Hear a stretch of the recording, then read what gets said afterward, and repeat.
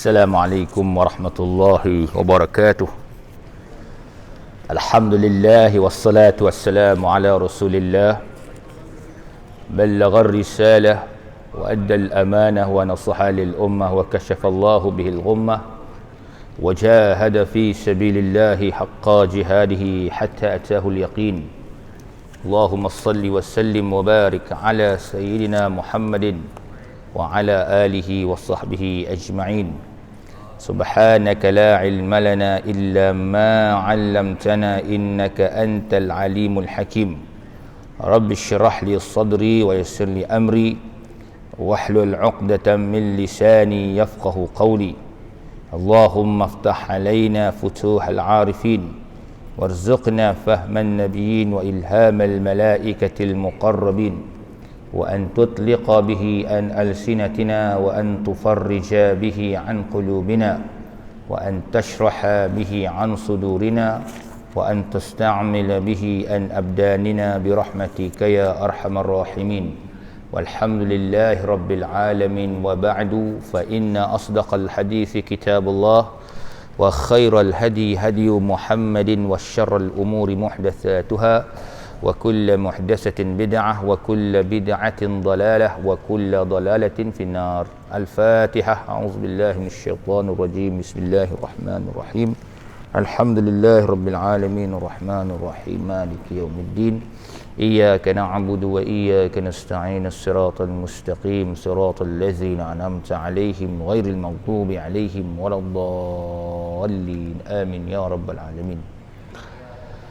Alhamdulillah, syukur kita kepada Allah Subhanahu wa taala kerana Allah Taala beri kita nikmat yang cukup banyak.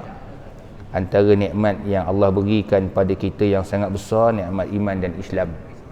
Kemudian Allah izinkan kita untuk hidup pada hari ini bagi menyambung dan meneruskan amal ibadah kita sebagai hamba-Nya. Dan pada pagi ini insya-Allah kita akan mengupas tajuk hubungan manasik dan akidah. Hubungan manasik dan akidah. Manasik ni maknanya ibadat haji dan umrah. Maka dia ada hubung kait dengan akidah. Akidah ni lebih umum lagi lah berbanding dengan tauhid. Sebab tauhid tu maknanya mengesakan Allah Ta'ala yang terdapat dalam perkara yang berkaitan dengan soal akidah. Jadi akidah lebih umum. Akidah ni maknanya kepercayaan. Baik. Yang pertama sekali perbincangan kita ialah mengenai manasik ataupun ibadah haji itu sendiri. Sesuainya tajuk ni untuk dikupaskan pada bulan Syawal adalah sebab kerana Syawal, Zulqa'dah dan Zulhijjah merupakan 3 bulan ni bulan haji. Sebab itu disebut dalam Quran Al-Hajju Ashhurum Ma'lumat. Ibadah haji itu dilakukan pada bulan-bulan yang telah ditentukan oleh Allah Subhanahu wa taala. Maka kalau orang sekarang sudah berniat nak melakukan ibadah haji, contohnya nak buat haji ifrad tu dah boleh lah. Cuma ihram dia lama lah, 2 bulan setengah lebih kurang. 2 bulan lebih. Tak sampai setengah lah, 2 bulan lebih tu. Jadi walau bagaimanapun, Allah lebih mengetahui apakah hikmah disyariatkan ibadah manasik atau haji dan umrah itu. Itu dia. Itu yang pertama sekali yang kita kena ingat. Kita pun tidak boleh banyak mempersoalkan kenapa ia berlaku di Makkah. Perbuatan ibadah haji itu berlaku di sekitar Kaabah, kemudian Safa Marwah, kemudian berlaku dekat sebelah apa kita panggil tempat orang melontar. Bermula kita wukuf di Arafah, kemudian kita melontar 3 jemar ataupun jamrat dekat Mina. Dan semua itu adalah hikmah-hikmah yang Allah lebih mengetahui banding dengan kita. Maka dalam bab ini kita panggil ia merupakan satu takdir. Takdir ni maknanya ketetapan daripada Allah Subhanahu wa taala, dan itulah kudrat Allah Subhanahu wa taala, dan itu juga adalah iradat Allah Subhanahu wa taala. Maknanya suatu perkara yang Allah telah tetapkan dipanggil takdir, yang tak dapat diubah oleh manusia. Rahsianya hanya Allah Ta'ala saja yang mengetahui. Kemudian Allah Ta'ala dia berkuasa, kudrat dia nak menjadikan apa saja pun, itu kuasa dia. Dan begitulah dalam bab iradah atau kehendak dia. Sebab tu kalau orang dapat pergi ibadah, buat mengerjakan ibadah haji ni, bukan sebab kerana dia menentukan takdir dia sendiri, bukan sebab kerana dia, tapi sebab kerana Allah Subhanahu Wa Ta'ala. Ini hubung kait ibadah haji dengan akidah. Bukan sebab kerana kaya, sebab kerana sihat, bukan sebab kerana berkemampuan, bukan sebab kerana itu dan ini, tapi sebab kerana Allah sudah mentakdirkan, menetapkan, menentukan seseorang itu menjadi tetamunya. Sebab tu Al-Imam Al-Ghazali rahimahullah menyatakan bahawasanya apabila seseorang itu dipanggil untuk mengerjakan ibadah haji atau umrah, sesungguhnya ia telah bersiap seperti mana seorang yang mati menemui Allah Subhanahu Wa Ta'ala. Sebab tu pakaian yang paling utama untuk dia bersiap bukan pakaian rasminya, pakaian kebangsaannya, pakaian kemegahannya, tetapi adalah kalau orang lelaki itu dua helai pakaiannya, itu ialah ihram, daripada ridaknya sampai izarnya. Ridak ni yang pakai ke atas bahu badan kita tu, kemudian izar yang kita pakai daripada pusat ke sampailah ke atas buku lali, tu dipanggil izar. Lebih kurang kita pakai dua kain ihram lah. Pasapahnya sama dengan kita ketika mana kita mati. Kita mati besok dibungkus dengan kain kapan. Tak ada lagi pakaian kebangsaan kita, pakaian kebanggaan, tak ada lagi dah. Maksudnya kita bersiap sedia nak bertemu dengan Allah Subhanahu Wa Ta'ala. Kita bawa diri kita, kita bawa amalan kita. Kita tak boleh rasa nak bangga, nak seronok. Sebab kerana menunaikan ibadah haji ni bukan satu keseronokan. Bukan satu kita panggil macam orang pergi melancong. Sebab tu dalam satu hadis yang walaupun taraf hadis ni dhaif, tetapi boleh jadi nasihat kepada kita, nasihat untuk diri kita semua. Nabi kata akhir zaman besok, pertamanya orang miskin pergi haji limasalah, untuk minta sedekah. Yahujju ummati, akan mengenaikan ibadah haji kalangan umatku, orang-orang yang miskin tu ialah untuk lil mas'alati, untuk minta sedekah pada orang saja.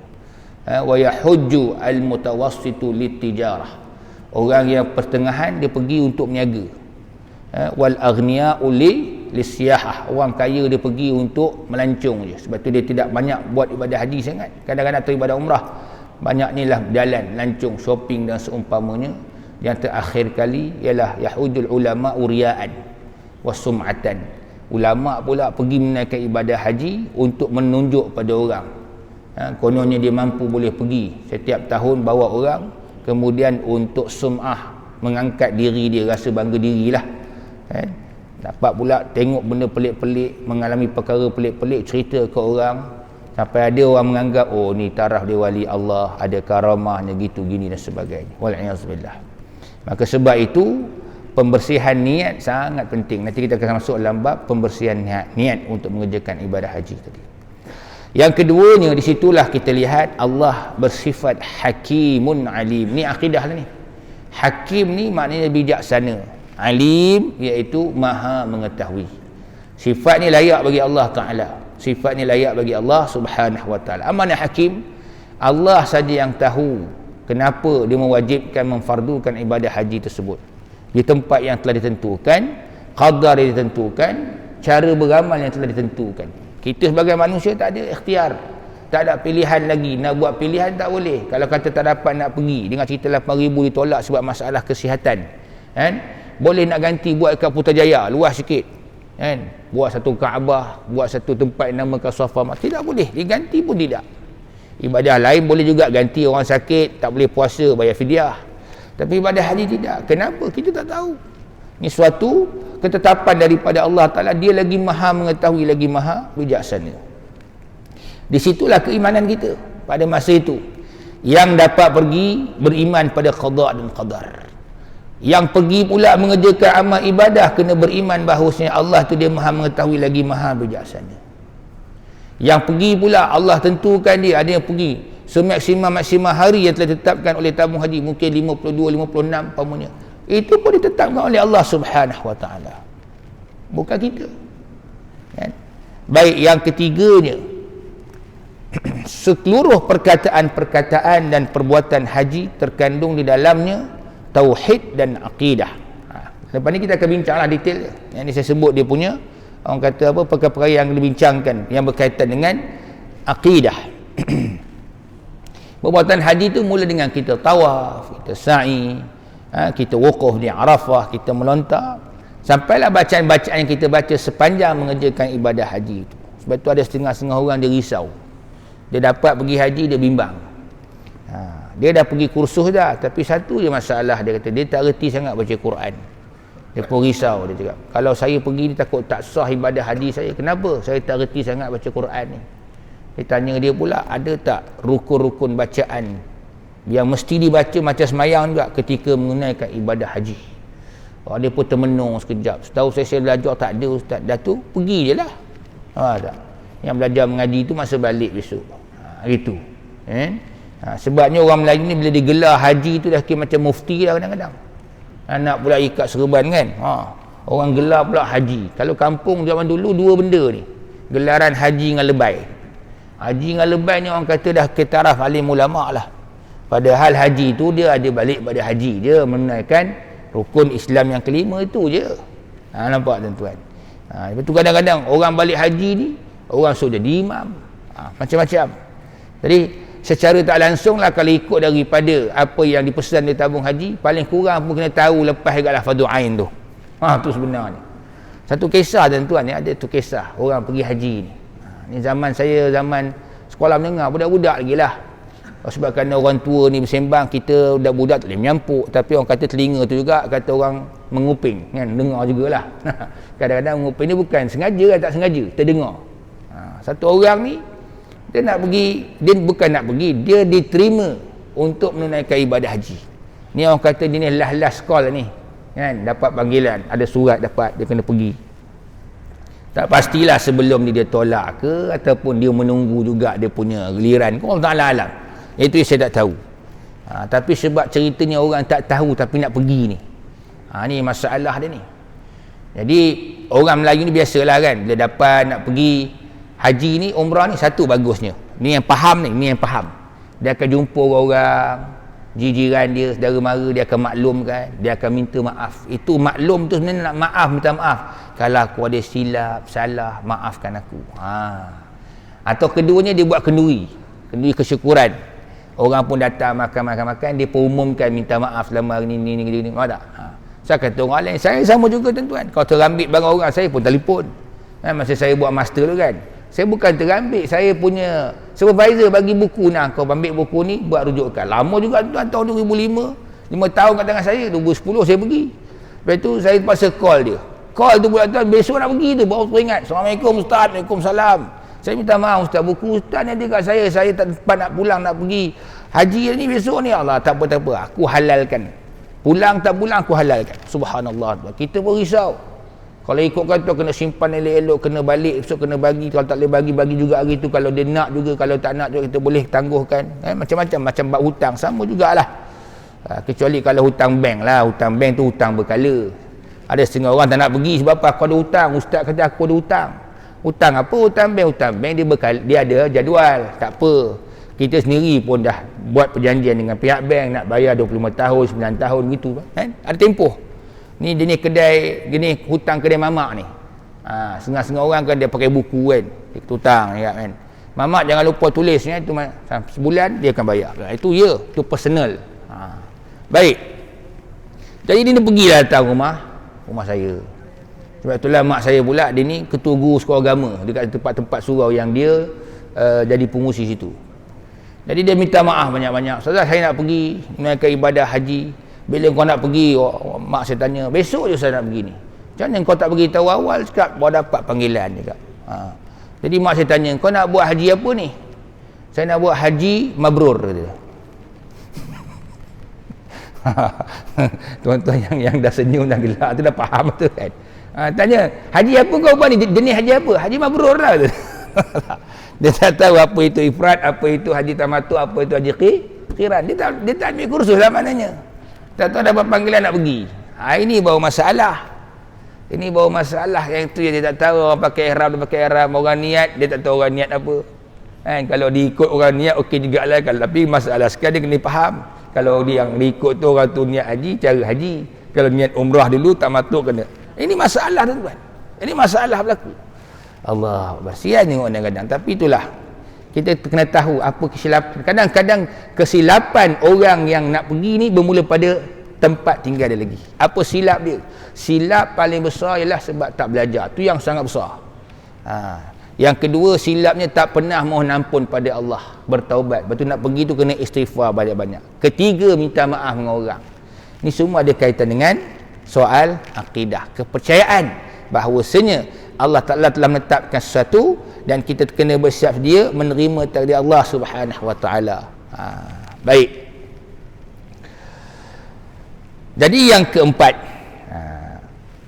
apakah punca seorang itu sanggup meninggalkan ahli keluarga dia? Tinggalkan ahli keluarga lama juga, macam saya sebut tadi lah, mungkin paling lama 56 hari. Dan tinggalkan harta benda dia. Kalau kat kampung halaman dia ada kerbau, ada lembu, ada ayam, ada itik, ada sawah padi, ada kebun getah, ada ladang kelapa sawit, dia menuju ke Baitullah jangka masa cukup panjang. Jawapannya dia buat tu pun berkaitan dengan akidah. Dia buat kerana Allah. Bila buat kerana Allah ni, bila dia faham kerana Allah, dia akan rasa kemanisan dia. Macam mana Nabi Allah Ibrahim AS disuruh untuk meninggalkan siapa dia? Hajar dan Ismail dekat bumi yang kering kontang tadi tu, di bumi Makkah. Sampai tanyakan, sanggupkan kau meninggalkan kami wahai Ibrahim? Kata isteri dia, kata Nabi Ibrahim, aku buat kerana ni perintah Allah Ta'ala. Nampak? Dah tinggal pula tempat-tempat yang kering kontang, tak ada orang. Cuba kalau kita bawa isteri dengan anak kita pergi dalam hutan, tak ada orang tu, tertinggalkan. Aku tinggalkan kau 3 hari cukup lah tuan-tuan. Melalak menangis tuan-tuan, bayangkan kan? Kalau tinggalkan duit nak beli apa, dalam tu tak ada nak beli barang apa pun. Dalam tinggal gitu je, tak tinggalkan makanan bekalan langsung. Bayangkan macam mana keadaan gitu. Itulah dia akidah. Betul-betul bergantung pada Allah Subhanahu Wa Ta'ala. Sebab tu bumi yang kita pergi tu tuan-tuan, bumi penuh barakah. Sebab apa? Bumi di mana Nabi Adam AS menjejakkan kaki di situ. Nampak tak? Kemudian bertemu dengan Hawa. Nabi yang pertama dia jejak kaki tu dah. Kemudian Nabi Ibrahim dan Ismail membina pula Kaabah atas perintah Allah. Di situ dia berjalan tuan-tuan, dan meninggalkan anak dan isteri dia. Tengok barakah belaka. Kelahiran Nabi kita Muhammad sallallahu alaihi wasallam. Allahu akbar tuan-tuan. Maknanya itu betul lah ulama kata, bila mana tempat dipijak kaki, tempat itu dipijak ataupun dijejak oleh kaki para anbiya dan rasul, maka tempat itu adalah barakah dia dan orang-orang yang saleh. Ya. Baik, kita lihat jawapan yang Allah telah tuliskan dalam Al-Quran, surah Al-Anfal ayat yang ke-24. Ini punca dia. Ya ayyuhallazina amanu istajibu lillahi walir rasul idza da'akum lima yuhyikum. Hai orang-orang yang beriman, sambutlah panggilan Allah dan Rasul ketika memanggilmu. Maknanya bila Allah seru suatu kewajipan atau Rasulnya suatu kewajipan melaksanakan perintahnya, maka hendaklah kita melaksanakan. Itu maksud dia. Lima yuhyikum, sebab perintah itu akan menghidupkan hati-hati kamu yang sudah mati.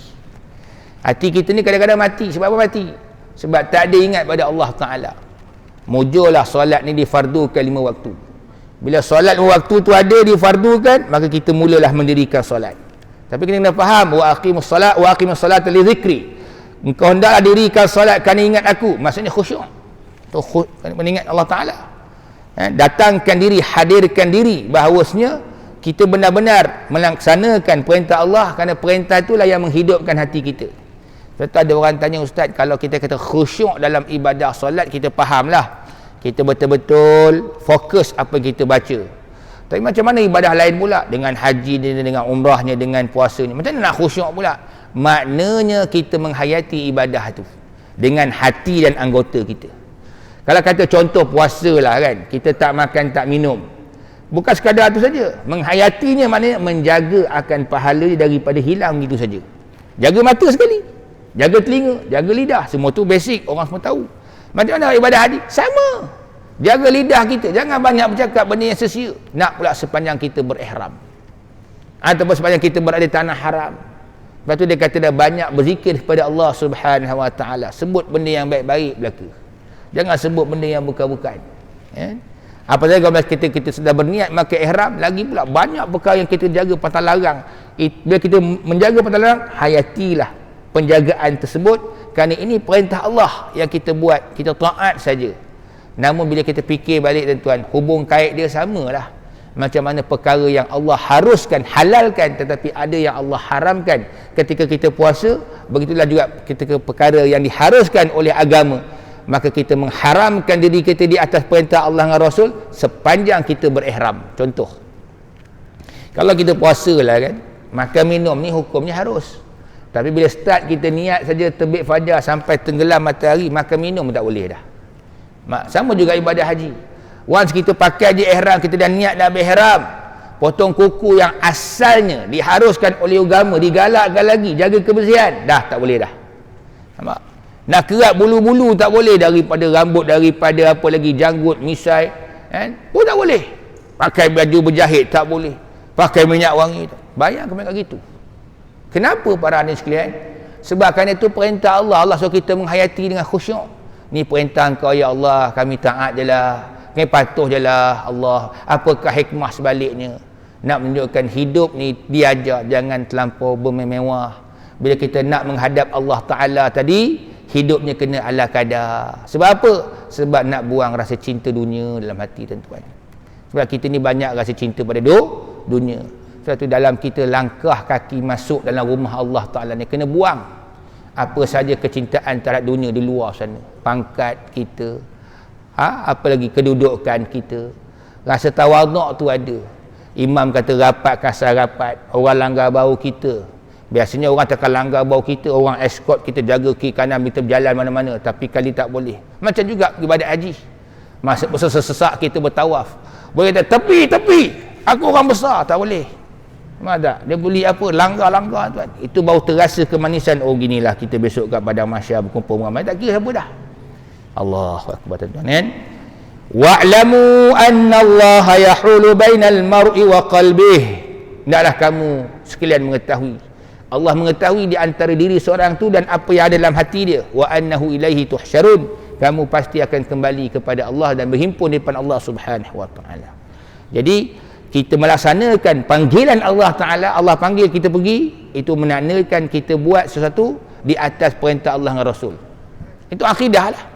Ada orang bertikai, kenapa diwajibkan haji walaupun seumur hidup? Kenapa sampai kita susah payah nak keluarkan duit? Kenapa susah payah nak pergi ke sana duduk lama-lama? Jawapannya senang lah. Ni kan perintah Allah, kau buat je lah.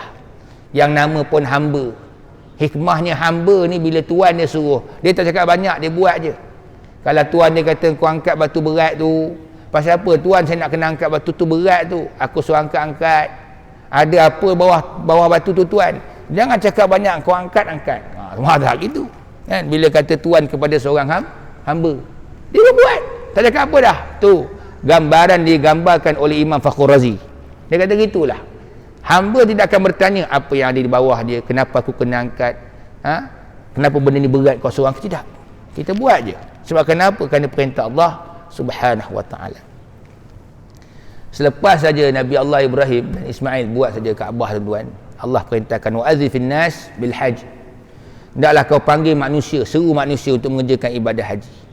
Apa jawapan Allah Ta'ala? Ya'tu karijala. Pasti mereka akan sanggup datang walaupun berjalan kaki. Orang dulu jalan kaki, benar tuan. Pandai saya cerita macam dia jalan kaki. Kisah orang pergi jalan kaki je. Wa ala kulli dhamirin ya'tina min kulli fajin amiqa. Hatta dia naik unta sekalipun, ada ulama kata unta kurus tu datang daripada seluruh pelosok dunia tu. Tafsiran mengatakan, dalam tafsir kata dia datang naik unta gemuk tu, punya jauh berjalan sampai kuruh unta tu tuan. Sampai kuruh unta tu, sampai bila nanti tiba dekat Mekah. Ada kata pula unta kurus tu itu je unta yang dia ada. Kurus pun kurus lah, aku naik je lah sampai juga dia ke Mekah. Ada tafsiran moden sikit, dia kata kapal terbang second hand. Jadilah kan, jenis skru pun dah tak ada dah kan, spare part dia. Pergi juga tuan-tuan, macam saya daripada Sana'a lah nak buat umrah daripada Sana'a. Sana'a ni ibu negara Yaman kan, daripada Malaysia, KLIA, pergi ke Sana'a, duduk sekejap sana sebab saya dulu ada cawangan di sana, cawangan tahfiz bukan cawangan lain. Cawangan lain lah kan. Cawangan tahfiz kat sana. Duduk sana sekejap tu, bawa jemaah masa tu. Naik saja tuan-tuan, flight daripada Sana'a Yemen Air pergi ke Jeddah. Bayangkan tuan punya naif kapal terbang dia. Kan, kita naik malam lebih kurang Isyak gitu, nak sampai ke Jeddah subuh orang. Tiba-tiba tuan-tuan saya dah terlelap 1 jam tengok kenapalah tak tinggi-tinggi lagi orang terbang ni. Nampak lagi bandar Sana'a tu. Rupa dia umumkan tuan, gearbox dia rosak tuan. Dia tak boleh naik lagi tinggi tadi. Jemaah dah tanya dah, kenapa Ustaz? Sabar dulu. Ustaz kan faham? Sabar dulu. Dia bercakap orang putih juga, tapi mungkin dia slang dia tu orang tak dapat tangkap kan. Sampai dia mendarat baru saya cerita kan, masalah sebenarnya lah gearbox dia rosak dia cakap. Dia tak boleh naik dah tu. Jadi Ustaz mujur dah. Kenapa Ustaz beritahu sekarang? Kalau bagi tahu ke atas kan banyaklah terdengar orang kan, asyhadu alla ilaha illallah, dia ingat nak mati dah. Kan tak ada hidup dia. Allahu akbar tuan-tuan kan. Ini dia. Jalan kaki ni tak pernah kisah berlaku tu. Kalau kata-kata orang kata, nonsen lah, boleh masuk akal ke orang pergi buat ibadah haji umrah jalan kaki? Ada berlaku, nak sejarah. Satu kisah orang dulu tuan-tuan, masa jalan kaki ni kena rompak tuan, bayangkan. Rompak. Al-Imam Al-Asma'i, seorang ulama pakar dalam bahasa Arab lah. Asma'i ni antara tokoh ulama yang menerangkan perkataan-perkataan dalam Quran. Yang perkataan tu orang tidak pun jelas, bukan kita saja, orang Arab sendiri, pasal ayat asal bahasa Arab diperjelaskan oleh beliau. Imam Asma'i ni tuan, masa dia berjalan kaki nak buat ibadah haji tu, tiba-tiba tahan perompak tuan-tuan. Nak ceritanya lah, jalan kaki tu ada, tapi sebablah cerita saya lanjutkan cerita lah, walaupun cerita tu tak ada hubung kait dengan tajuk kita, tapi ceritanya jalan kaki tu berlaku zaman dulu, bukan cerita bohong kata orang. Dia jalan kaki tuan, tiba-tiba perompak tahan dia. Perompak ni biasa tahan orang yang naik unta, kafilah lah, ramai-ramai kan, sebab situ mesti ada barang dagangan, ada wang ringgit. Kalau zaman dulu dia dinar dengan dirham, mesti ada orang perempuan yang pakai gelang emas, rantai emas, macam tu boleh rompak. Termasuk sebab tu tuan-tuan dulu, kenapa bila unta atau kambing yang digunakan untuk disembelih dekat tanah haram tu, dia akan letak tanda dia. Dalam hadis disebut antara tanda dia buat dia punya kalung daripada benang yang berwarna-warni. Bukan orang Arab saja buat tuan, tu bukan aksesori. Kita tengok kan, kalau unta ditarik kan, nanti orang akan tahu yang ni bakal disembelih di tanah haram. Jadi maknanya kalau perompak tu dia fikir dan rompak, jangan rompak ni untuk disembelih kat sana. Kalau rompak juga bagi dia kena laknat. Tu dia. Jadi dia punya, orang kata apa, dia punya undang-undang secara peringkat antarabangsa lah kita kira zaman tu kan, tu dah ada dah. Dia pintal tu dengan tali warna-warni tu. Baik. Jadi tuan-tuan, Imam Asma'i jalan kaki, dia tahan oleh perompak masa tu.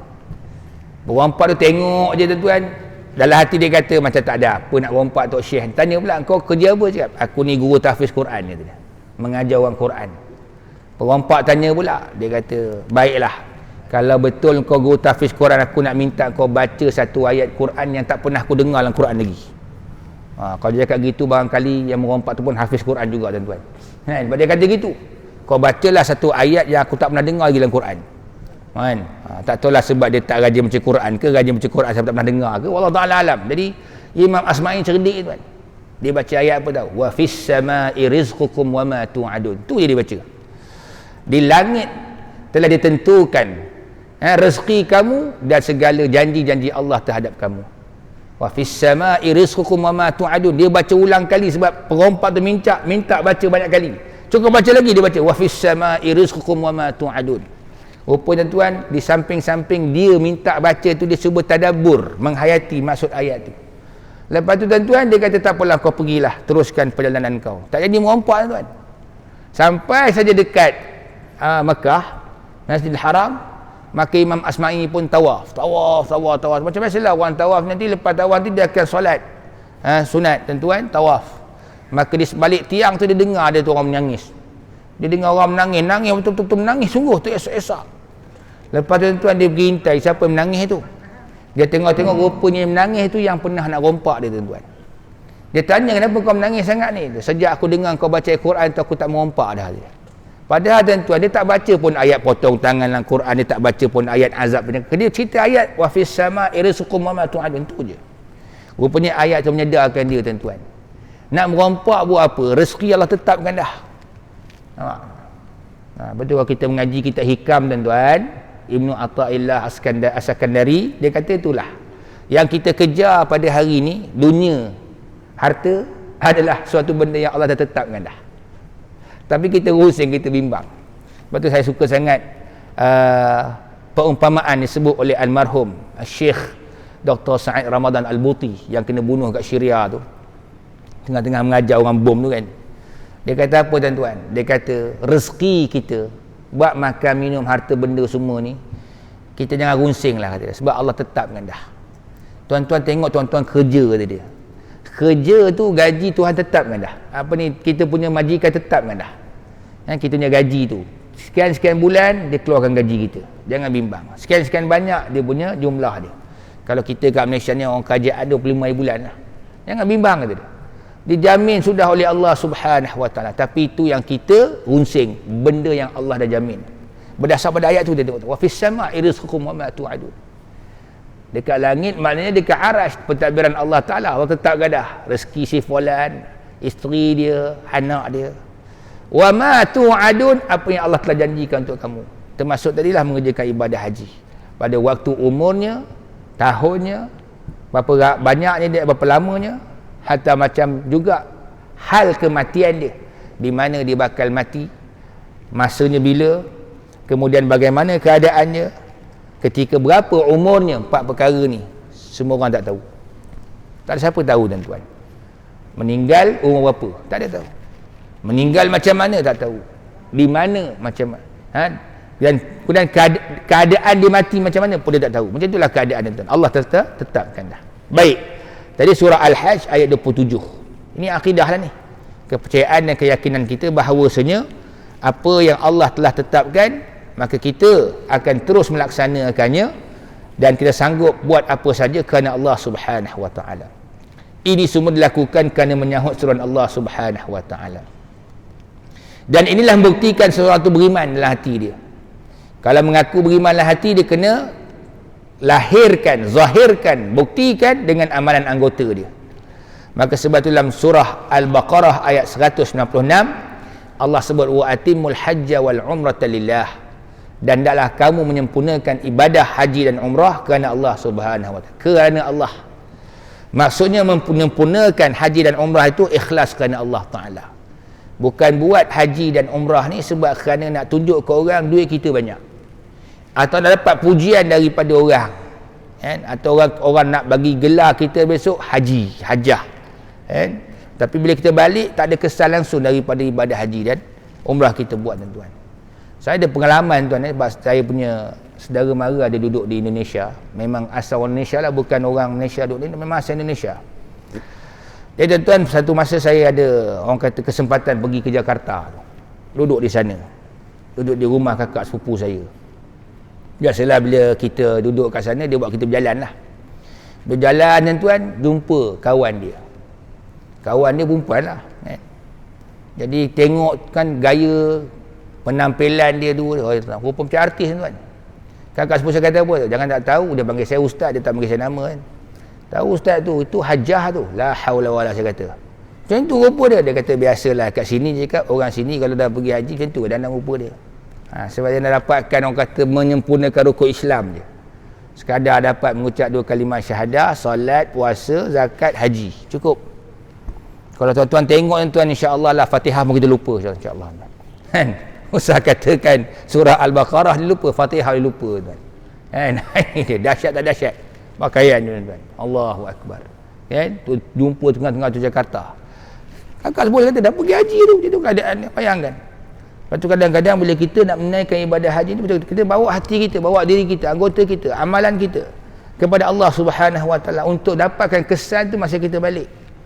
Dan setengah orang pula dia pergi menunaikan ibadah haji dan umrah, dia rasa bangga bila cerita pelik-pelik tu dia bawa balik ke sini.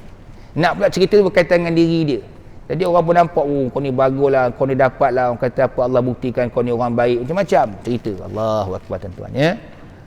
Cuba kau cerita slipper hilang ke, kan? duit hilang ke, nak cerita tak cerita, diam. Kita rasa apa, takut. Kita rasa seolah-olah macam kita banyak dosa sangat. Satu ustaz dia pernah ceramah, bagus ceramah dia kata apa, dia cakap, dia kata tanda Allah itu nak ampunkan dosa orang tu, Allah beri kafarah, Allah beri denda pada dia. Denda ni balasan lah kesalahan yang dia buat, Allah akan beri kafarah. Contohnya kan, macam mana kita demam, sakit, mengalami kesusahan, itu semua adalah kafarah nak menghapuskan dosa. Sama lah orang pergi umrah dengan haji, keluar-keluar masjid slipper hilang, bawa-bawa duit hilang. Ni semua kafarah, kata dia. Kafarah tu tujuan dia apa? Allah nak hapuskan dosa.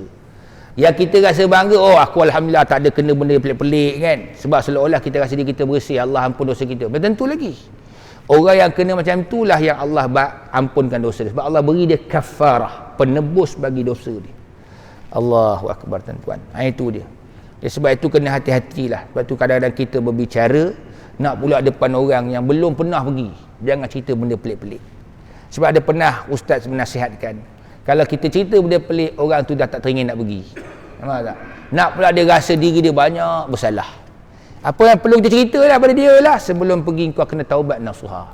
Kau kena rasakan apa dosa yang kau buat betul-betul, kau kena betul taubat. Dosa dengan orang, cara minta ampun dengan orang. Ambil barang dia, pulang balik. Dah kata fitnah dia, minta maaf dengan dia. Orang tak minta halal. Kalau kita umpat dia, minta halal. Kalau tak jumpa dia, minta maaf dengan ahli keluarga dia. Kalau ahli keluarga tak jumpa, tahu kubur dia, pergi kat kubur dia. Faham? Dan dosa dengan Allah Ta'ala, banyakkan istighfar, banyakkan bertaubat. Itu dia. Yang boleh cerita, kalau kau tak taubat, kau pergi sana teruk kau, habis lah, takut orang tu tak pergi, batal lah nak pergi. Dia tak, kita ketakutkan. Padahal kita galak kau orang pergi. Tapi hari ni banyak cerita kita jauhkan orang daripada buat ibadah tersebut, sedangkan ibadah telah mendekatkan manusia dengan Allah Subhanahu Wa Taala. Ada juga orang yang pergi umrah dan haji tujuannya untuk publicity, ada juga kan, orang kenal dia sebagai orang yang baik, atau mencari macam-macam, orang kata apa panggil, sokongan. Tu kalau orang politik lah kan, nak cari sokongan, tunjuk dia buat ibadah haji umrah bukan kerana Allah, kadang-kadang tu silap, biar buat kerana Allah Ta'ala. Kemudian membilang-bilang akan haji dan umrah ni. Bila orang bertanya, apa banyak buat dah? Hui, adalah lebih kurang 100 kali kan, tu umrah je lah.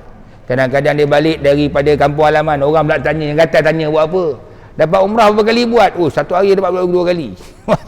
Ada pernah berlaku gitu, nampak? Allah Akbar. Saya terkenang lah zaman masa kita punya bujang tu, balik pada Al-Azhar sebelum balik Malaysia. Tuan-tuan berlumba buat, masa tu orang tak ramai tuan. Pagi buat, petang buat, pagi petang buat, berlumba-lumba kan.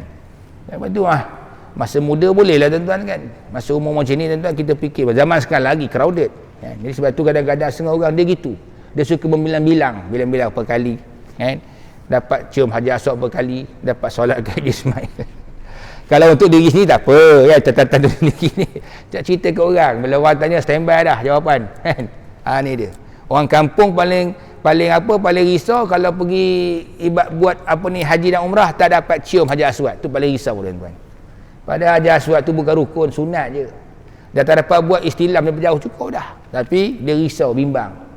Padahal benda tu tuan-tuan, kalau sampai pergi menyusahkan diri, yang tua dah tak larat, yang perempuan pula sampai dia bersentuh-sentuh dengan lelaki yang bukan mahram, kemudian apa lagi tuan-tuan, sampai melibatkan diri dalam soal-soal perkara-perkara yang tidak dibenarkan oleh hukum syarak lah. Antaranya apa, dia tolak orang, siku orang kan, pijak kaki orang, punya cepat nak potong orang, sampai menyakiti orang, maka situlah berlakunya kekurangan pahala sepanjang mengerjakan ibadah tersebut.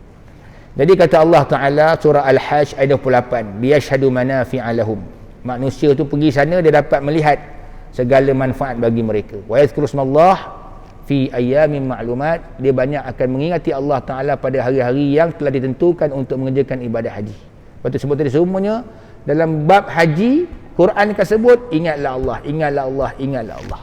Inilah akidah tuan-tuan. Akidahnya ialah kita banyak mengasihi Tuhan yang telah mewajibkan kita menunaikan ibadah tersebut, yang selama hari ini beri rezeki pada kita tuan-tuan. Baik, buktinya lagi tuan, kalau kita rujuk pada hadis Nabi SAW diriwayatkan oleh Aisyah radhiyallahu anha wa ardaha, dia kata Nabi bersabda, innama ju'ila ramil jimar was-sa'yu baina safa wal marwati li iqamati dzikrillah. Abu Daud, hadis riwayat Abu Daud. Sesungguhnya dijadikan melontar jamrah tadi dan juga sa'i di antara Safa dan Marwah untuk kita banyak-banyak mengingati Allah Subhanahu wa taala. Hati terikat dengan Allah Taala. Lepas tu disebut iqamati zikrillah. Dia tak sebut zikrillah tapi iqamah. Iqamah ni maknanya sentiasa mengingati Allah Taala. Macam solatlah. Aqimus solah. Maknanya bukan dirikan solat, maknanya banyak-banyak mendirikan solat dan sentiasa mendirikan solat. Maknanya hati kita tu biar sentiasa bersama dengan Allah Subhanahu wa taala. Jadi antaranya apa tuan-tuan? Sebab tu adanya dipanggil zikir, walaupun disunatkan tetapi digalakkan untuk diperbanyakkan, dipanggil talbiyah. Talbiyah ni pada orang perempuan perlahan suara, bagi orang lelaki kuat suara dia. Ya. Tapi talbiyah kita tak samalah dengan mazhab lain. Kita pergi sana kena hati-hati juga. Saya dulu pernah kan bila jemaah daripada Iran dengan Iraq ni, Syiah ni, dia rebut-rebut jadi imam semayang, kita pun tak nak semayang sama dia lah. Lepas dia semayang jamak maghrib dengan isyak, dia bantai talbiyah kuat-kuat dalam surau tu, dekat RNR tu. Labbaik Allahumma labbaik. Orang lain nak semayang tak boleh. Pelik sungguh. Betul lah orang kata kan, mazhab Syiah ni, apa yang sunnah pada kita, bid'ah pada dia. Apa yang sunnah pada dia, bid'ah pada kita. Itulah, antara itulah yang pergi menjerit ramai tuan. Saya boleh kenal, bila pakai ihram boleh kenal dari Syiah pasal dah bertembung dengan dia masa dekat Madinah lagi. Dia pakai dia punya pakaian mula tu. Bila dia nak pergi buat umrah, tukar pakaian dia, tengok kita dia dah cam dah muka dia. Satu bas sampai tuan-tuan, dia rebut naik di imam. Pemandu bas tu orang Nigeria ikut sekali. Saya kata, kau ikut dia buat apa? Kenapa Syekh? Kata dia. Syiah. La haula wala. Nampak tak? Dia semayang macam cara kita sebab tempat kita. Tempat orang ahli sunnah wal jamaah. Tapi tengok dia buat pelik-pelik. Apa dia? Lepas solat je, labbaik Allahumma labbaik. Lepas semayang tuan-tuan, bukan dia suruh. Kan? Ni bukan takbir raya. Takbir raya ialah. Nampak tak? Sunnah pada kita, bid'ah pada dia. Bid'ah pada bid'ah pada dia, sunnah pada kita. Macam itulah.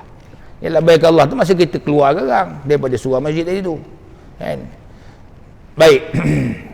Kalau ikutkan banyak lagi ni, tapi nak huraikan apa dimaksudkan dengan talbiyah berkaitan dengan soal akidah tuan. Orang sebut labbaik ni maksud labbaik. Ulama kata tuan-tuan, talbiyah saja dah ada 5 maksud. Talbiyah ni ada 5 maksud dia.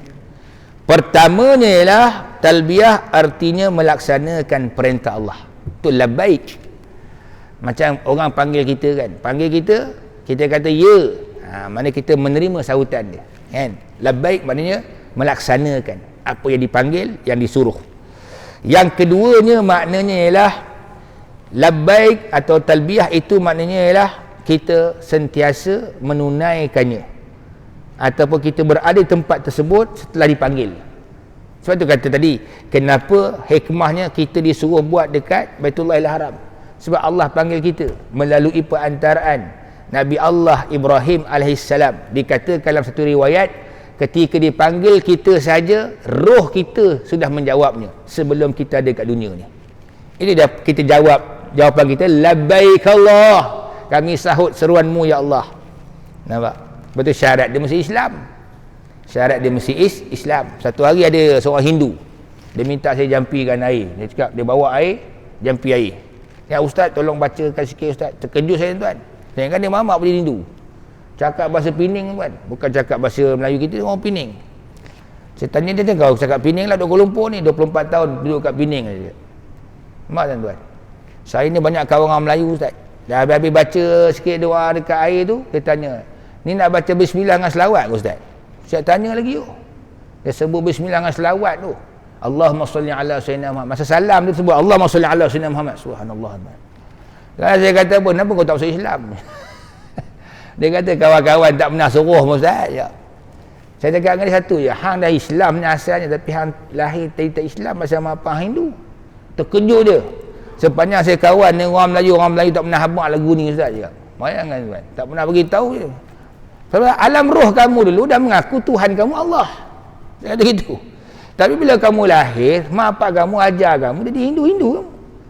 Dia termenung tak cakap apa tuan. Dia tak lawan, tak berujar, tak berdebat. Dia buat air, ustaz terima kasih banyak ustaz. Bayangkan tuan. Sampai dia pergi beli, kan dulu dia jual CD Ruqyah tu kan. CD Ruqyah tu dia pasang kat rumah Ruqyah, baca Al-Quran. Dia cerita dia, saya kat rumah saya buat ruqyah, kawan saya sendiri lalu dia flat, lalu depan rumah dia dengar juga sungguh. Tapi semua yang tak seronok dia pasang dekat sebelah dia patung tu.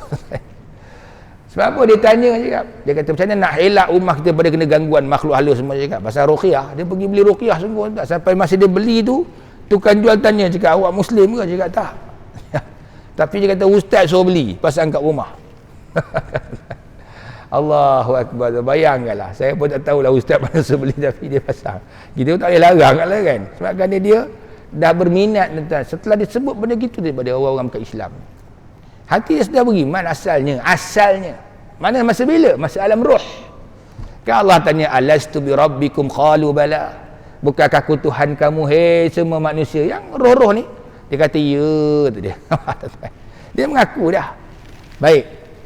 Yang ketiganya maksud talbiyah kasih. Sebab tu kita sahut panggilan Allah, sebab kasih, sayang. Orang rumah kita call, tengok nama rumah kita mesti jawabnya. Sayang kita dengan rumah kita, takkan tak jawab kan? Yang keempat, ikhlas. Talbiyah tu makna ikhlas. Dan yang kelima artinya menghampirkan diri kepada Allah. Jadi sebab itulah labbaik Allahumma labbaik.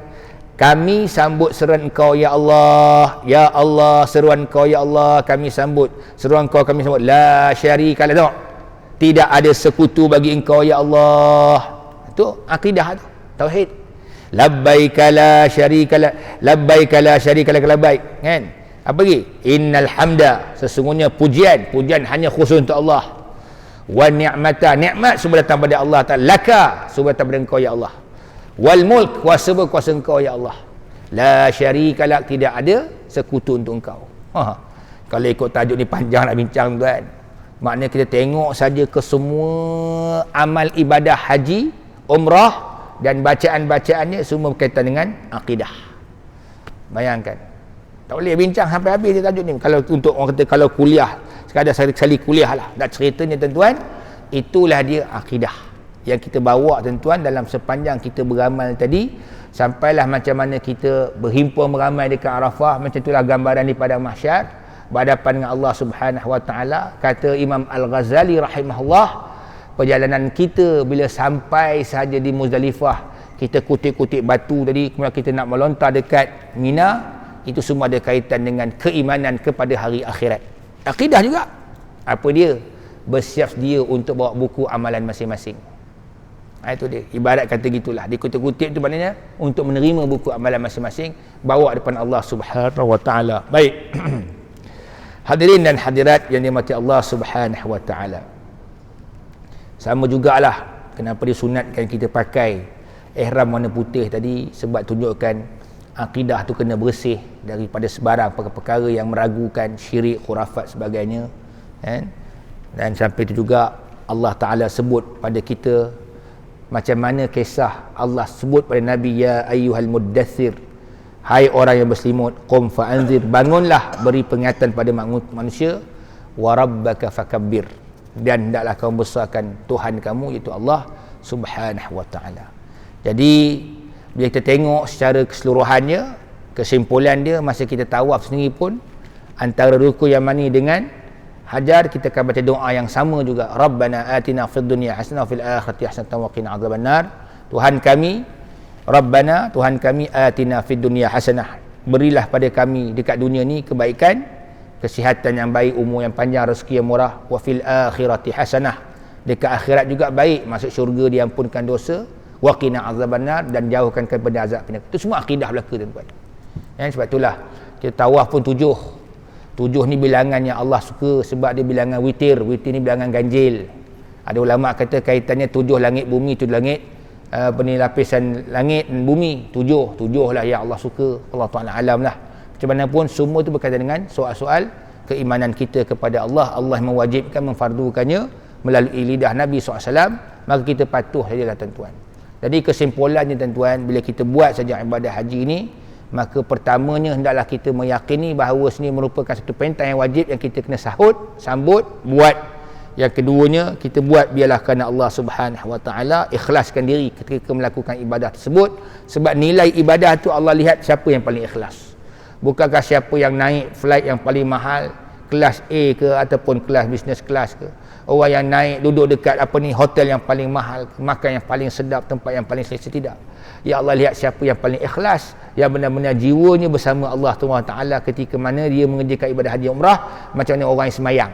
Semua orang semayang, tapi Allah lihat siapa dia, hati yang terpaut dengan Allah, tak pernah berganjak. Allahu akbar tuan-tuan. Yang ketiganya, sepanjang bacaan kita tu khusyuklah. Hayatilah. Sebab itulah orang yang banyak melakukan ibadah dengan khusyuk, dia tidak akan banyak berbual. Contohnya sepanjang dia berada di Arafah, ketika mana dia sedang berada di Arafah, apa zikir dia galakkan baca? Tauhid juga tuan. La ilaha illallah, tiada Tuhan melainkan Allah. Wahdahu la syarikalah. Tuhan yang esa, tidak ada sekutu baginya. La ilaha illallah syarikalah. Lahul mulku alhamdu ala kulli syai'in qadir. Bagi Allah Taala tu mulk, pujian dan mulk, kerajaan, wa huwa ala kulli syai'in qadir, dan Allah Taala berkuasa di atas segala sesuatu. Tu yang kita ulang. La ilaha illallah wa la syarika lahul mulku wal hamdu wa huwa ala kulli syai'in qadir. La ilaha illallah. Panjang kita menunaikan ibadah wukuf di Arafah. Nampak? Tauhid juga.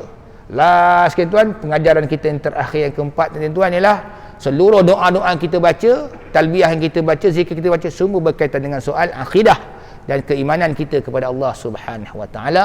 Justru itu betul lah kalau bila jawapan yang Nabi berikan kepada orang bertanya tentang ibadah haji, jawapannya bila dia balik saja ibarat seperti kanak-kanak yang baru lahir. Bayangkan tuan, dia pergi sana, betul-betul lah Allah hapuskan dosa dia. Al-hajju yahdimu ma kana qablah. Orang buat haji ni Allah hapuskan dosanya yang telah lalu. Wallahu taala alam.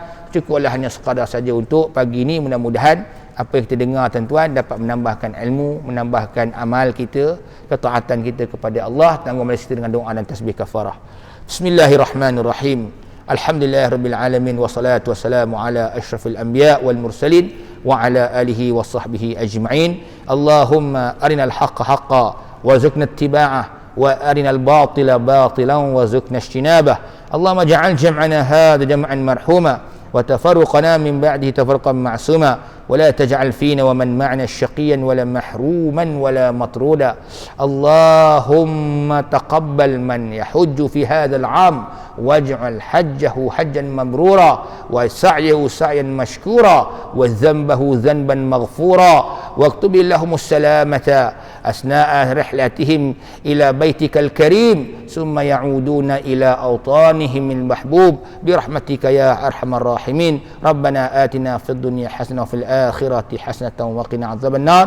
وصلى الله على محمد وعلى آله وصحبه وبارك وسلم. سبحان ربك رب العزة عما يصفون وسلام على المرسلين الحمد لله رب العالمين. سبحانك اللهم وبحمدك أشهد أن لا إله إلا أنت أستغفرك وأتوب إليك وبالله التوفيق والهداية والسلام عليكم ورحمة الله وبركاته.